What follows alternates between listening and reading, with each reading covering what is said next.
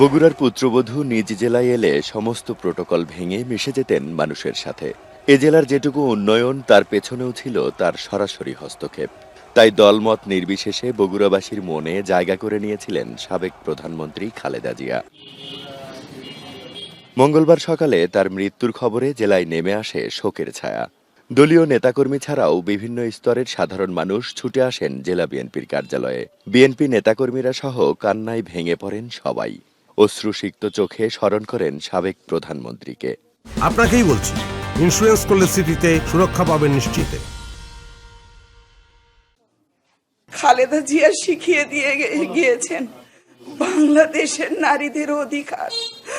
বেগম খালেদা জিয়া কতটা মমতাময়ী ছিলেন, তার জীবনে অর্ধেকের বেশি সময় তিনি রাজপথে কেটে দিয়েছেন।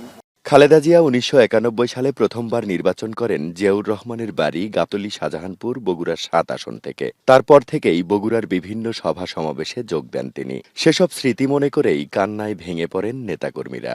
নির্মম এক শোকের সাগরে ভাসিয়ে দিয়ে বেগম খালেদা জিয়ার বিদায়, এটা বাংলাদেশের মানুষের কাছে সবচাইতে কষ্টের এবং বেদনার।